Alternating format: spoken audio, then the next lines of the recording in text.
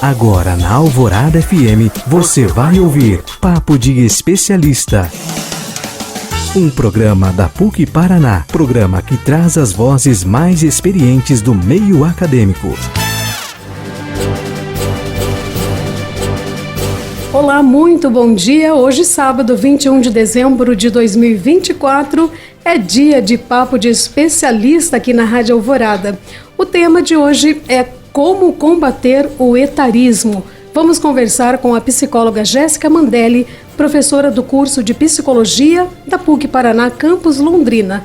Mas antes, saiba tudo o que acontece na PUC Londrina. Papo de Especialista. Entre os mais de 30 mil estudantes de graduação da Pontifícia Universidade Católica do Paraná, 20% recebem bolsa do programa Universidade para Todos, o ProUni ou Social. Desses, 12,8% interromperam sua formação no primeiro semestre de 2023 por não terem recursos suficientes para se manter.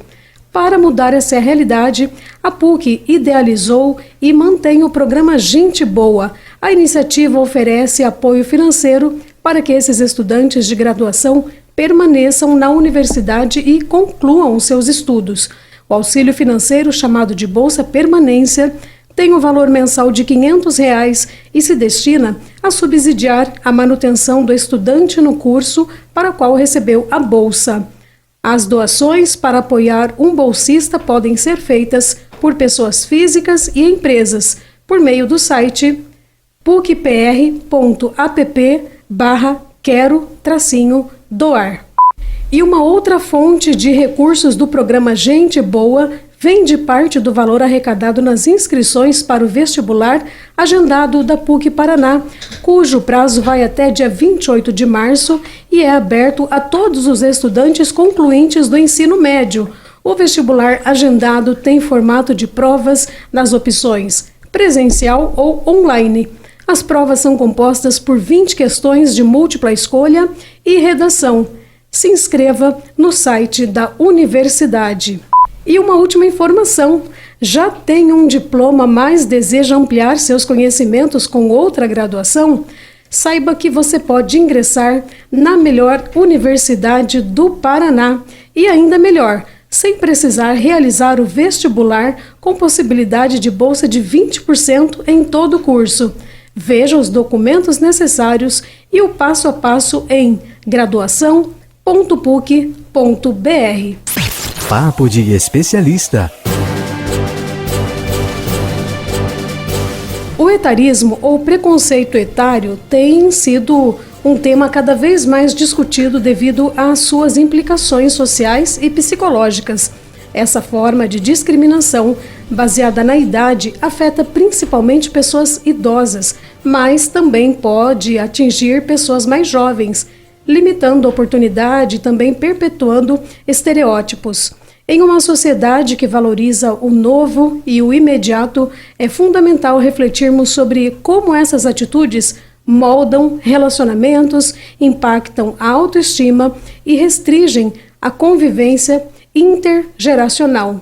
Pelo menos 86% da população acima dos 60 anos afirma já ter enfrentado algum tipo de preconceito em relação ao mercado de trabalho, independentemente de suas habilidades e experiências. É o que aponta uma pesquisa realizada pelo Grupo Croma com base em dados.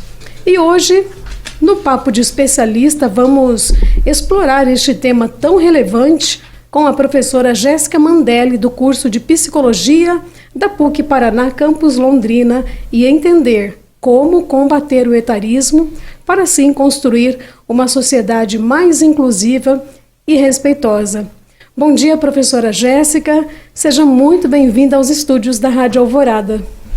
Bom dia, Ana. Tudo bem? Queria primeiramente agradecer, pelo convite de estar aqui hoje, da gente poder ter a oportunidade mesmo de discutir um tema tão interessante e tão necessário que é o etarismo, Então, queria agradecer e dizer que é um prazer estar aqui hoje. E esse assunto tem ganhado cada vez mais destaque na mídia. Depois a gente vai ter um bloco dedicado especialmente a esse assunto, Mas pode ser que quem esteja em casa pela primeira vez esteja ouvindo esse termo, etarismo. Até teve um caso numa faculdade onde uma aluna mais velha entrou e colegas bem mais novas ridicularizaram esta aluna. Então esse assunto teve uma repercussão nacional. Depois disso eu percebi que tem se falado muito mais sobre este assunto. Então, professora Jéssica, para a gente começar, eu gostaria que você compartilhasse com a gente, explicasse o que é exatamente o etarismo e como nós podemos identificá-lo em nossas interações cotidianas. Bom, Ana, eu me recordo desse caso que você comentou, né? Foi um caso que teve bastante visibilidade e que não é um caso isolado. Acontece todo o tempo na nossa sociedade, em contextos diferentes, né? E muitas vezes a gente não consegue perceber algumas formas mais sutis de aparecer o etarismo, né? Então a gente sempre tem que estar muito atento. O etarismo, ele pode ser conhecido também como idadismo ou ageísmo, mas muitas vezes a gente não está familiarizado com esse termo, né? Mesmo ouvindo falar, às vezes não sabe o que significa, o que é etarismo, né? Então, o etarismo, ele é um tipo de preconceito ou discriminação conforme a idade da pessoa, baseado na idade que a pessoa tem. Então, o etarismo, ele não é exclusivo apenas da pessoa idosa, né? Pode acontecer o etarismo em qualquer idade, em qualquer ciclo vital. Mas a gente tem visto, né, principalmente por conta de um número crescente da pessoa idosa, o etarismo muito cristalizado ali nessa terceira fase, no terceiro ciclo de vida que a gente costuma falar. Então, hoje, a gente está tendo uma inversão da nossa pirâmide etária, né, no Brasil e no mundo. E cada vez mais a gente está tendo mais idosos, um número maior de pessoas idosas, e pessoas vivendo mais tempo após os 60 anos. Então, a gente está tendo um alargamento dessa faixa etária, assim, da pessoa idosa, né, desse ciclo de vida, e uma expectativa de vida cada vez maior, né? Então, a gente fala que está tendo uma inversão da pirâmide etária porque a gente está tendo menos filhos, está tendo menos crianças, muitas vezes também, né, não tendo filho, e associado aí com uma expectativa de vida maior, a gente vai criando uma modificação social da nossa pirâmide etária. E a gente já está nesse processo de transição, né? Em breve, a gente tem perspectiva de uma inversão completa e de ter um número aí muito mais expressivo de pessoas idosas. Mas hoje ele já é expressivo e já precisamos ficar atento aí, principalmente com esse público de 60 a mais.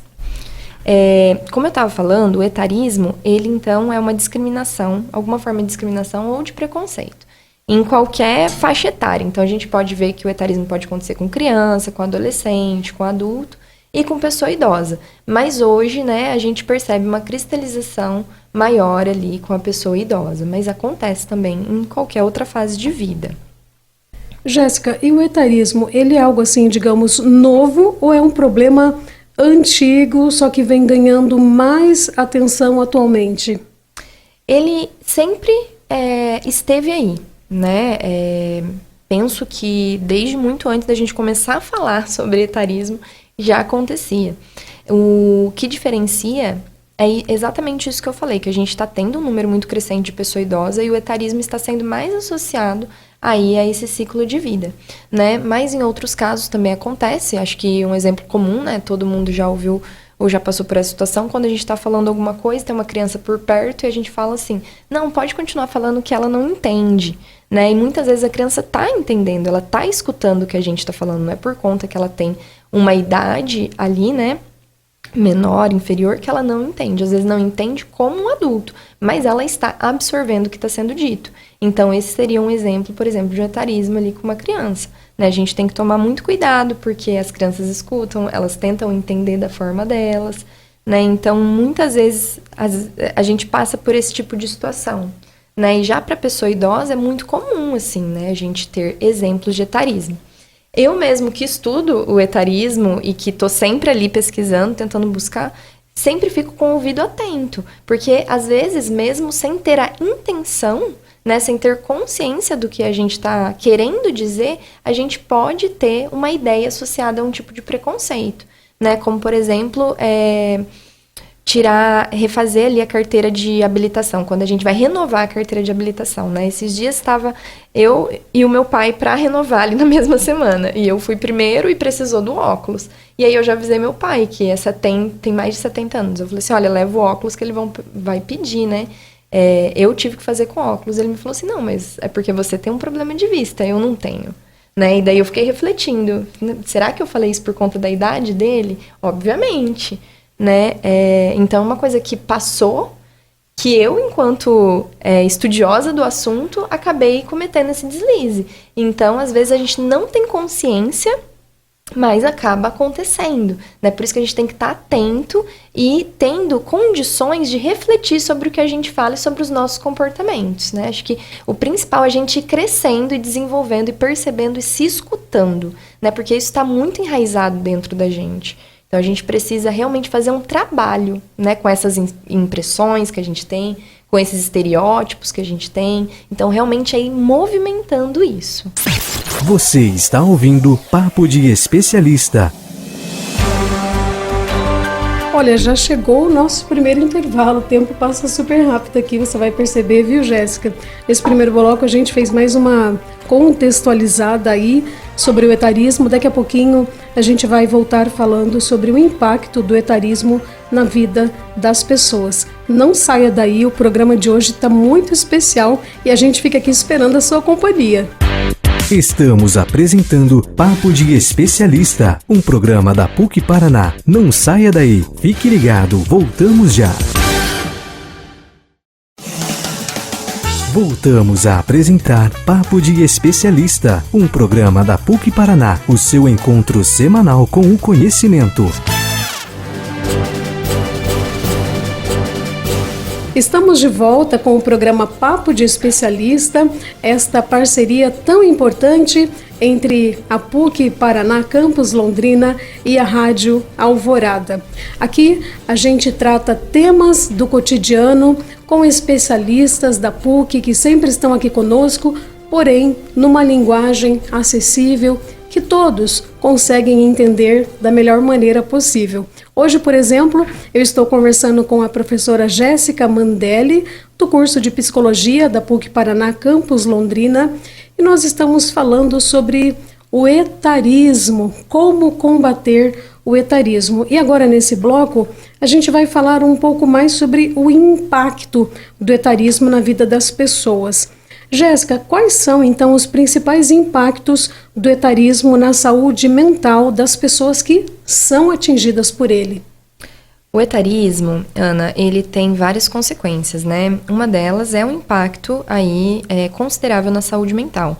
Quando a gente pensa na pessoa idosa que sofre o etarismo, ela tende a ter uma solidão muito maior, né? Uma exclusão dos seus vínculos, seja familiares e sociais. Então, através ali do etarismo, né, as pessoas começam a fazer outras coisas, outras atividades da vida e acaba excluindo ali, né, o seu familiar idoso, que tem uma idade mais avançada.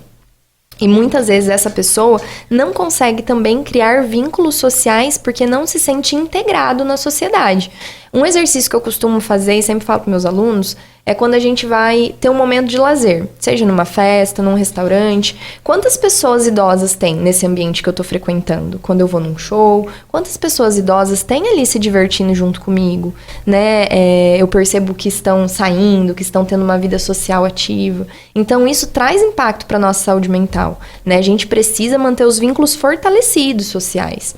E muitas vezes também, com esse preconceito ou discriminação, a gente tende a ver a pessoa idosa infantilizada. Então a gente pensa, a pessoa idosa não vai querer namorar, por exemplo. A sexualidade vira um tabu para a pessoa idosa. E todas essas formas e expressões vão tendo um impacto negativo ali na saúde mental da pessoa.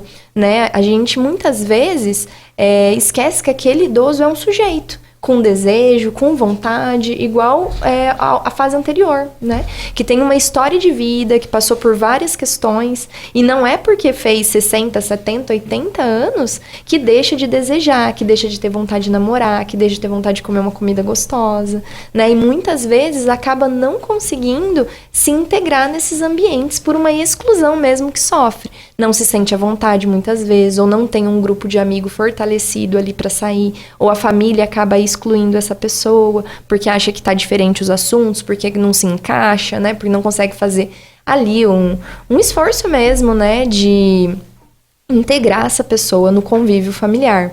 Então, todas essas questões vai trazendo um abalo para a saúde mental, vai trazendo um contexto de solidão mesmo, que vai deixando a pessoa com sintomas de tristeza, né? Muitas vezes fica isolado em casa vendo TV o dia todo, mexendo no celular, né? Então, tudo isso vai colaborando aí para potenciais casos, por exemplo, de depressão, de ansiedade, né? Essa forma de isolamento e solidão é muito expressiva na terceira idade. E como você falou, é muito interessante a gente pensar, porque de fato não é porque a pessoa chegou ali aos 60 anos que uma chavinha vai ser desligada dentro dela e daqui a pouco, por exemplo, uma pessoa que nessa idade que gostou de dançar a vida inteira, eu vou parar de dançar porque senão vou ficar pagando mico na frente das pessoas, já se preocupa ali com o julgamento alheio, né? Ou não vou vestir mais um vestidinho assim, uma sandalinha assim, sempre muito preocupada com o julgamento, porque infelizmente tem, né? Se a gente está num ambiente coletivo, muitas vezes a gente percebe pessoas reparando, né? Nossa, aquela pessoa ali já tem uns 70 anos e está se vestindo assim como uma mocinha de 20. Então, assim, eu acho que é tão importante essa questão da empatia, porque se a gente já teve sempre um estilo de vida, não é porque chegou nos 60, nos 70 que a gente vai simplesmente se anular, né?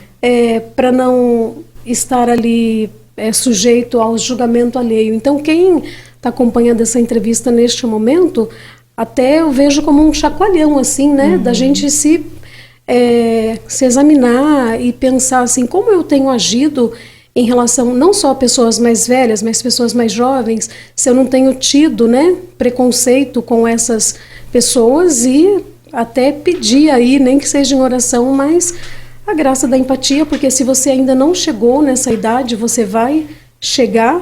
E hoje também, uma coisa interessante, antigamente, uma pessoa de 60 anos, ela, de fato, era, muito mais velha do que ela hoje, né? Hoje não, as pessoas estão envelhecendo com mais saúde, estão buscando mais qualidade de vida, estão preocupadas com o bem-estar, estão na academia. Então, uma pessoa de 60 anos, ela tá, assim, super jovial, né? Sim. Então, por que não ela não ter oportunidades de estar exercendo um bom trabalho, desenvolvendo ali todo o seu potencial, não é mesmo? E essa questão é muito complexa, Ana, porque assim, hoje, no Brasil, a gente tem, eu falo que não existe o idoso, existem os idosos, porque a forma de envelhecimento é muito heterogênea, né? Então, às vezes, a gente tem ali um familiar de 60 anos que não parece que tem 60 anos, que tá, né, disposto, fazendo coisas ali, né, que demanda. E muitas vezes, né, uma pessoa mais jovem de idade se apresenta ali com esse estereótipo que a gente imagina que um idoso vai ter, né? Então, a gente tem uma heterogeneidade muito grande. A gente não pode fazer esse apagamento desse sujeito porque ele é uma pessoa idosa, né? Ele existe. E se ele quiser, inclusive, tentar coisas novas que ele nunca tentou na vida, né? Aposentou e vai dar um outro destino para isso, né? Eu quero realizar um sonho que eu não realizei na juventude, né? Eu tenho vontade de fazer tal coisa. Por que não? Né? Por que que muitas vezes a gente, com os nossos estereótipos e com os nossos modelos enraizados, tenta fazer esse apagamento de sujeito? Mas você tem idade para isso?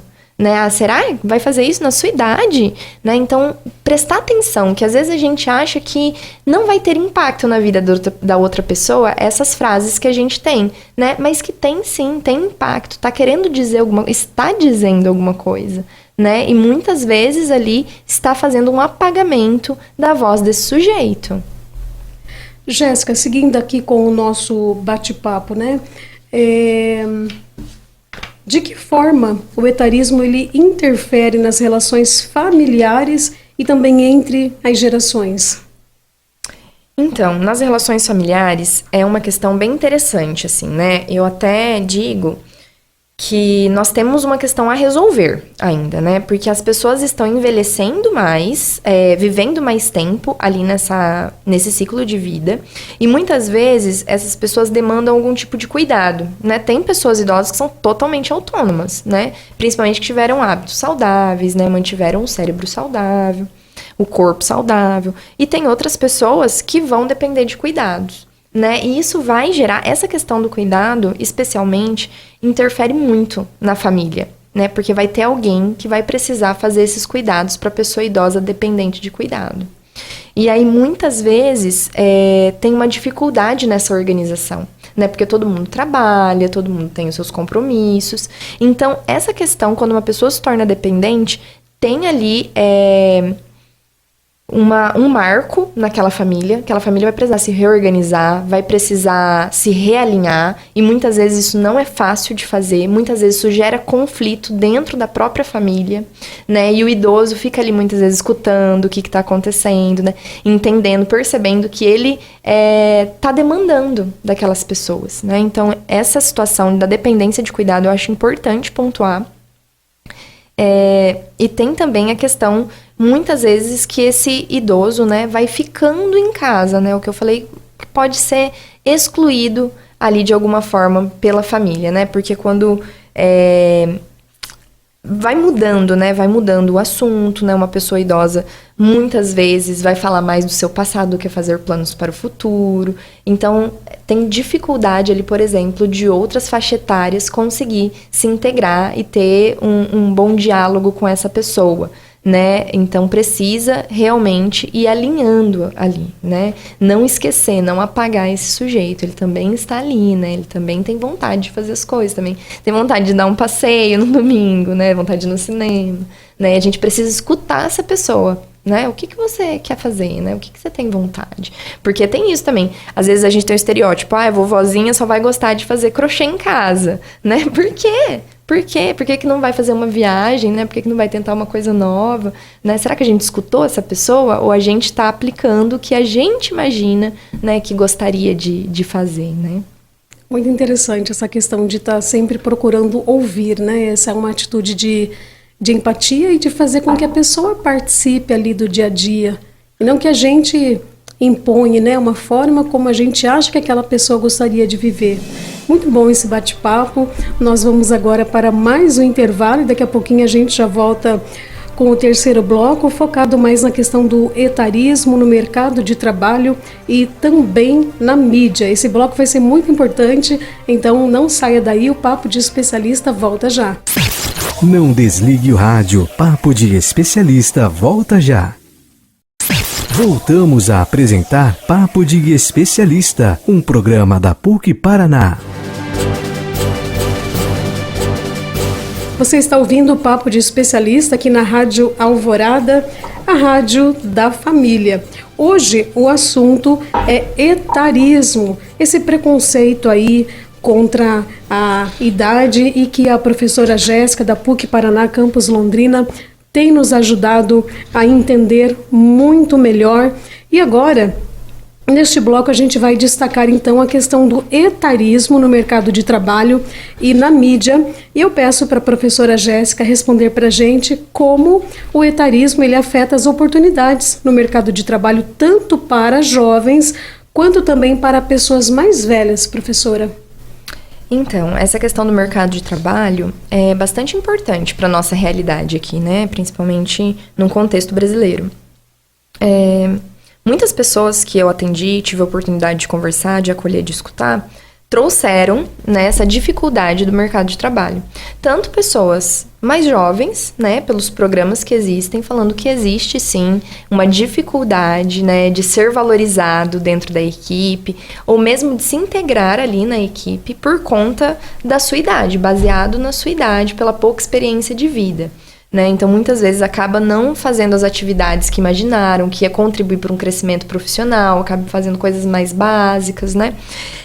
Então, tem essa faceta. E na pessoa idosa, também escutava muito cristalizado a dificuldade de retornar ao mercado de trabalho ou de conseguir ali vagas de emprego, mesmo que esteja trabalhando, mas foi demitido, mas de se reorganizar, né, e ser contemplado em outro lugar.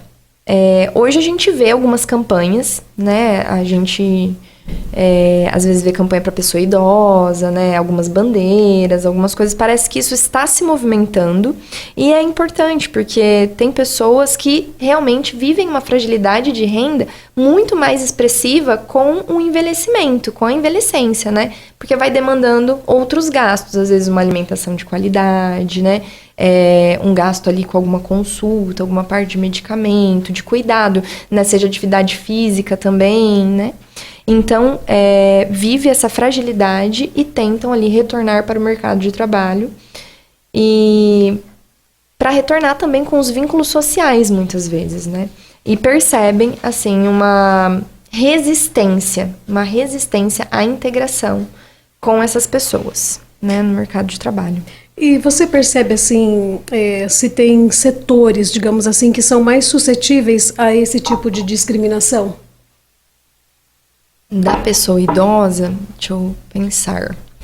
Olha, eu penso que em todos os setores, assim, acho que é bem generalizado essa questão do mercado de trabalho. Imagino que é bem generalizado, sim. Bem generalizado, né? E você percebe também que a mídia, a publicidade, elas reforçam estereótipos ligados ao etarismo? Se sim, se você poderia também nos dar alguns exemplos. Eu percebo, né, é uma questão que eu venho discutindo bastante em sala de aula com os meus alunos também, que é uma tentativa de driblar o envelhecimento, principalmente na mídia, né, na publicidade. Então, as pessoas não podem aparecer com ruga, a pessoa não pode aparecer com cabelo branco. Então, muitas vezes, a gente não identifica ali o envelhecimento, que é natural, né, natural, acontece com todo mundo. Parece que a gente sempre está tentando driblar, e penso que isso vem muito, assim, nesses papéis, né, na publicidade, na mídia, na televisão. Então, penso que a gente está lidando aí com um narcisismo muito grande ali, né, na sociedade como um todo. E muitas vezes as pessoas não querem aparentar a idade que têm, sendo que é a coisa mais natural, né, que acontece. Não é fácil envelhecer, tem os seus sofrimentos, né, mas a gente está lidando de uma forma que não apareça, não seja visualizado na forma física. Acho que isso é uma questão bem importante e que vai ter consequências interessantes também. E muitas vezes, talvez assim, a gente não percebe em grande volume, mas eu mesma já ouvi, tenho casos, conheço situações de pessoas que tinham passado dos 45, por volta dos 50, e ali nessa área principalmente de marketing, publicidade, propaganda, tecnologia, aí chegando aquela galera nova, mais turbinada. Então, assim, de certa forma, dando um jeito de se tirar essas pessoas para colocar pessoas novas.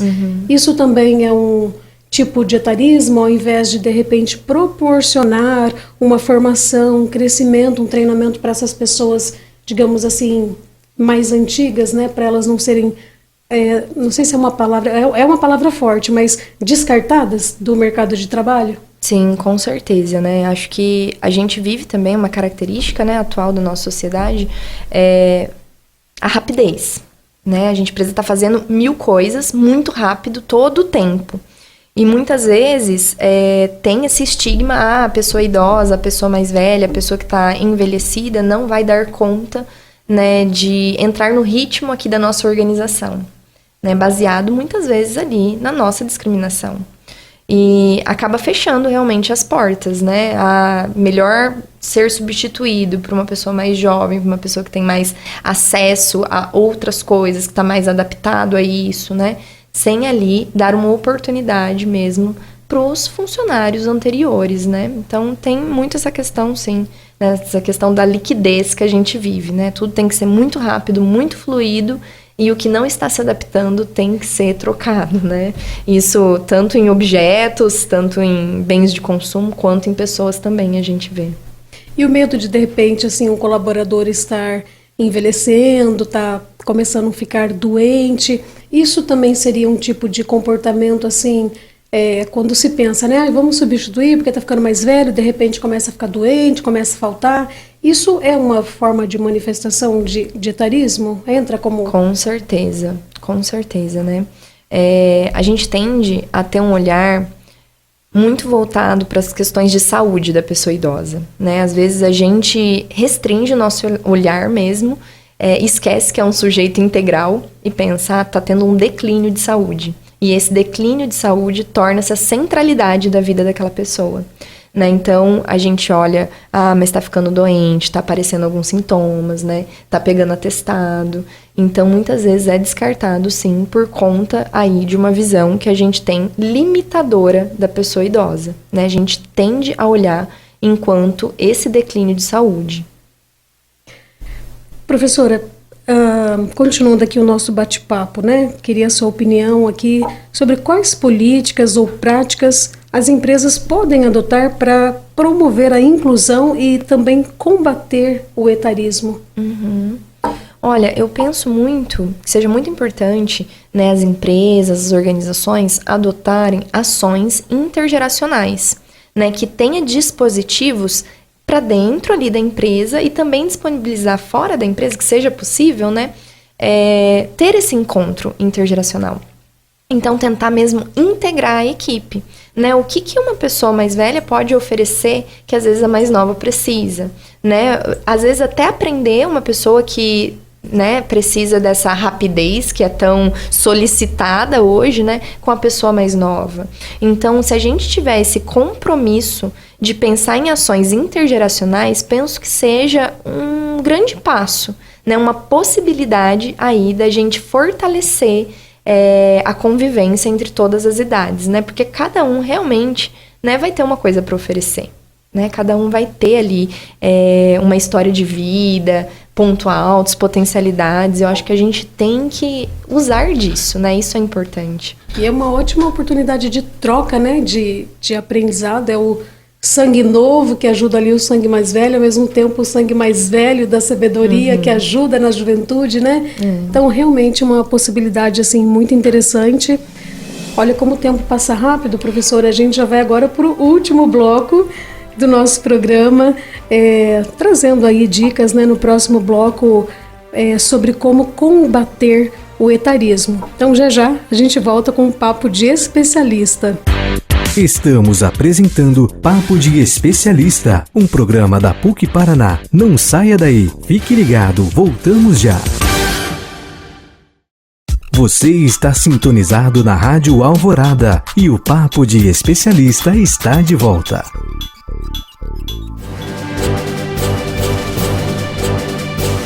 Estamos de volta com o programa Papo de Especialista neste sábado, dia 21 de dezembro, conversando sobre etarismo, como combater o etarismo. Estamos conversando com a professora Jéssica Mandelli, professora do curso de Psicologia da PUC Paraná, Campus Londrina, e neste bloco, então, professora dando sequência aqui para nós neste programa tão importante que é esta parceria entre a Rádio Alvorada e a PUC Paraná Campus Londrina. Jéssica, quais atitudes individuais nós podemos adotar para minimizar o preconceito etário em nossas interações diárias? Então, acho que é bem importante, né? A gente tem aí vários níveis, né? A gente tem que adotar atitudes individuais e também pensar num âmbito coletivo. Né? Falando das atitudes individuais, penso que a gente precisa sempre estar muito aberta para construir, né, e entender como que o etarismo ele está presente na gente. Né? Porque não tem como estar, não, eu não sou uma pessoa etarista 100%. Em algum momento a gente comete algum deslize, isso está muito enraizado dentro da gente, né? Então, ter essa possibilidade de escutar e de construir, de ir percebendo, né? Por que eu penso assim? O que está acontecendo que me faz pensar assim? Quais são os estereótipos que representam a minha percepção diante essa faixa etária? O que está acontecendo, né? Então, ter essa possibilidade mesmo de refletir, de movimentar e de tentar transformar aí as nossas concepções. Acho que isso é um passo. Também para tentar minimizar, tem essa questão que eu falei, né, das empresas, que a gente pode tentar aplicar mesmo de forma individual ali na nossa família. Né, quais ações eu posso adotar, né, no meu tempo livre, quando eu vou fazer um passeio, né? Como que eu posso integrar mesmo a minha avó, por exemplo, que é uma pessoa autônoma, ou que é uma pessoa dependente de cuidado, como que eu vou lá, né? Como que eu vou exercer um papel de convivência com ela? Tem algum momento ali da semana, do mês, que eu tenho condições de fazer isso, né? A gente sabe que é corrido para todo mundo, né? Todo mundo tem seus afazeres, mas assim... O que eu posso fazer, né? De que forma que eu posso escutar essa pessoa idosa? De que forma que eu posso trocar? Né? Eu também tenho a ganhar escutando a história de vida dela, né? De manter uma relação ali de amizade, de fortalecimento mesmo de vínculo, né? Então, tentar muitas vezes integrar essa pessoa idosa, seja família, amigo, ali, né? Nos meus momentos de lazer também. Acho que se a gente conseguir pensar nessas possibilidades, a gente já consegue movimentar algumas coisas, né? Acho que é bem importante. Já muda bastante coisa, já faz a diferença. É o que você estava falando aí, né? Essa próxima pergunta, você meio que já veio trazendo assim, falando sobre essa importância do fortalecimento de vínculo entre as gerações e como, de certa forma, elas podem ajudar, né, professora, no combate ao etarismo. Sim, né? Muitas vezes o vínculo ele vai se fragilizando, principalmente com a pessoa idosa, né? E a pessoa idosa, ela muitas vezes vivencia um momento também de sofrimento ali por perder os seus amigos, né? Então, muitas vezes, pessoas de 80, 90 anos começam a ver que as pessoas que eram a sua rede de apoio, o seu vínculo de amizade está falecendo, né? Então, fiquei sabendo que tal pessoa faleceu, né? Era a pessoa que mais me relacionava, que mais me escutava. Então, ela já está vivenciando ali, né, um processo, muitas vezes, de luto. E vai precisar de fortalecimento de outros vínculos, né? Eu penso que a família tem uma possibilidade de fazer isso, né, de ajudar nesse enfrentamento dessa fase da vida, né, desse processo muitas vezes de enlutamento que vive com os colegas, né, com alguns familiares também. Então é muito importante o fortalecimento de vínculo familiar e de amizade aí nesse processo, né. Professora Jéssica, uma pessoa assim que está nos escutando agora e que de repente ela sente aí que ela está numa meia-idade, está tendo dificuldades no mercado de trabalho, está se sentindo sozinha nessa situação.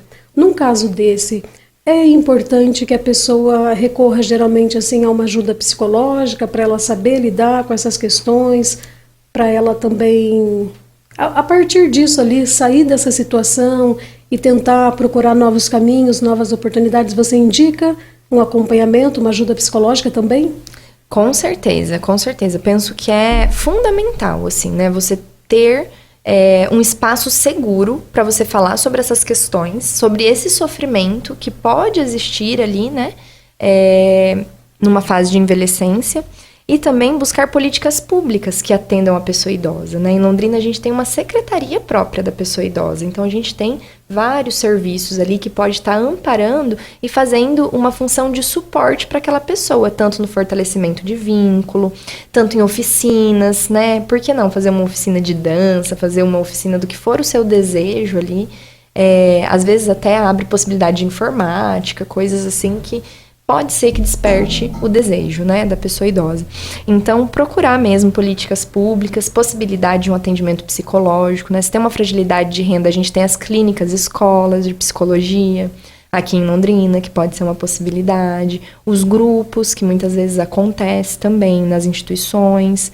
Então, tem que procurar mesmo esse suporte aí para ter esse espaço seguro e de convivência social, que com certeza vai ter impacto na sua autoestima, na sua saúde mental, né? Até também, às vezes, na questão física, né? Grupo de pessoa idosa para fazer uma atividade física, às vezes se sente muito mais motivado. Então, tem que pensar em todos esses âmbitos, né?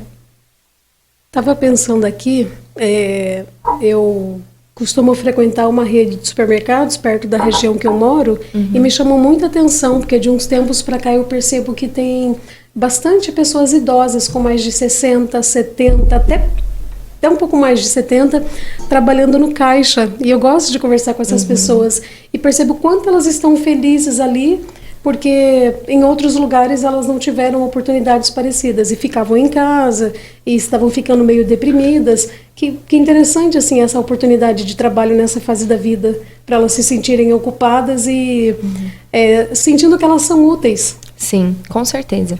Né? Tem estudos que mostram que após a aposentadoria tem um declínio muito grande na relação de amizade, porque a gente passa muito tempo no ambiente de trabalho, né? E a gente acaba mesmo fortalecendo e criando amizades com aquelas pessoas que a gente convive, né? Às vezes a gente passa 8, 9 horas do dia ali com essas pessoas. E com a aposentadoria, a gente tem um corte muito abrupto dessas relações, né? E as pessoas podem, sim, sentir falta, né? Dessas pessoas, de criar novas amizades, e muitas vezes estão ali no mercado de trabalho para além da questão de renda, que penso que é um fator muito importante, mas também por essa convivência social, de conversar com o cliente, né, de ter um dia ali mais satisfatório. E isso é muito importante mesmo. Muito bem. Nós chegamos ao final já, professora, do nosso Papo de Especialista. Deixa esse minutinho final aqui para suas considerações e também já quero aproveitar e te agradecer por ter dedicado um tempinho na sua agenda. Você veio para conversar com os ouvintes da Rádio Alvorada. Muito obrigada, o programa foi muito bom. E as suas considerações finais?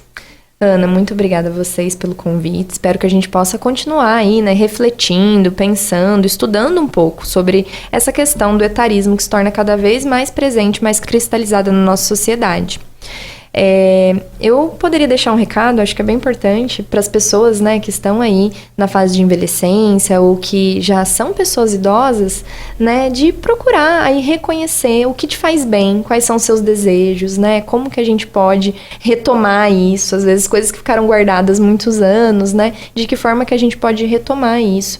E também deixar aí, né, a possibilidade de um atendimento psicológico, seja pelas clínicas particulares, seja pela clínica escola, né, ou pelas políticas públicas também. E procurar o suporte quando entender que há necessidade, né, não se manter sozinho. Muito bem. Não importa a quantidade de tempo de vida que nós temos, a gente não sabe o amanhã, mas vamos procurar viver a cada dia, tentando realizar os nossos sonhos, indo atrás da nossa felicidade, porque nunca é tarde para ser feliz. Né, professora Jéssica? Com certeza. Você está ouvindo Papo de Especialista.